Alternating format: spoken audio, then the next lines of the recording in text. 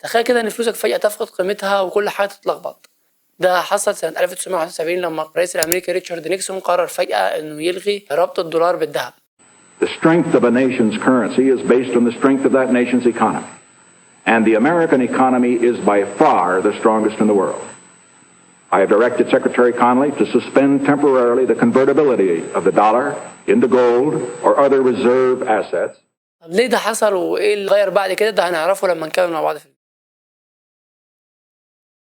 عارف ان زمان كان الدولار مربوط بالذهب، كان نظام عالمي كامل مربوط على الفكره دي. بعد الحرب العالميه الثانيه الدنيا كانت محتاجه تتلم شويه، تحديدا سنه 1944 في 44 دوله اتجمعوا مع بعض في بلد اسمها بريتون وودز، وعملوا مؤتمر سموه بريتون وودز.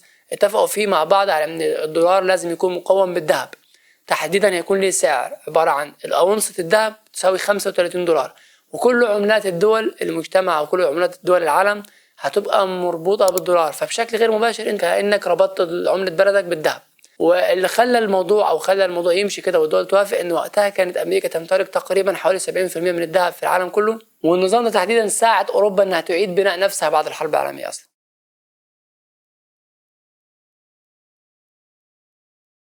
تخيل كده في يوم تسمع ان خلاص الدولار ما بقيش مربوط بالذهب، كده اللي هو تحس انه كان لعب عيال.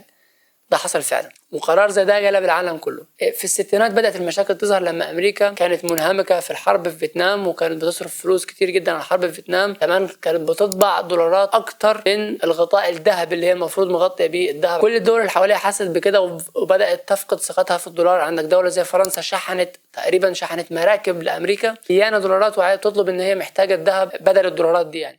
سنة 1971 ريتشارد نيكسون الرئيس الأمريكي قرر إنه يلغي ربط الدولار بالذهب ويعمل حاجة اسمها إن العملات كلها تبقى عايمة كده وعرضة للعرض والطلب. ويمكن ده اللي خلانا وصلنا، أو يمكن ده يجاوب لك سؤال إحنا ليه لغاية دلوقتي مربوطين بالدولار.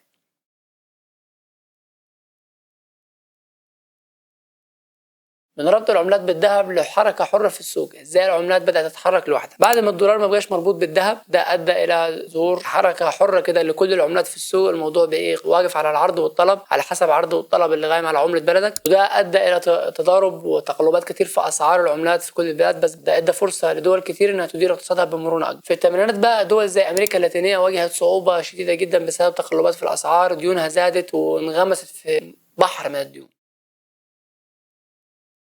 بعد أكبر تغيير في النظام المالي العالم اتعلم دروس كتير. النظام الجديد خلى البنوك عندها قدرة أكبر في إدارة الفلوس، وكمان أدى إلى ظهور مؤسسات جديدة زي صندوق النقد الدولي اللي بيساعد الدول اللي بيكون عندها أزمات مالية، زي الأزمة اللي حصلت في شرق آسيا سنة 1997 اللي بسبب الأزمة دي وضح مفهوم ضرورة إن يكون في احتياطي نقدي في الدولة علشان نعرف نواجه الأزمات اللي بتحصل.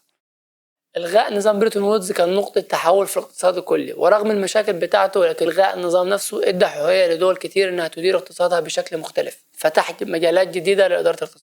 أنا عايز أسيبه معاكم، هل ممكن يحصل تغيير تاني في وقتنا الحالي ده بنفس القوة؟ يا ريت تشاركونا تحت في الكومنتات. لو عجبك الفيديو يا ريت تبقى تعمل لايك، ولو أنت مش مشترك في القناة تعمل سبسكرايب، تبقى تعمل لنا فولو على انستجرام وتيك توك علشان بنهدف إن احنا نوصل ل 10,000 فولورز على انستجرام وتيك توك. Thank you for watching and see you next video.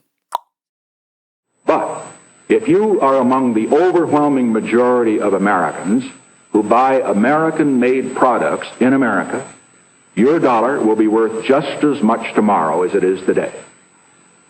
The effect of this action, in other words, will be to stabilize the dollar.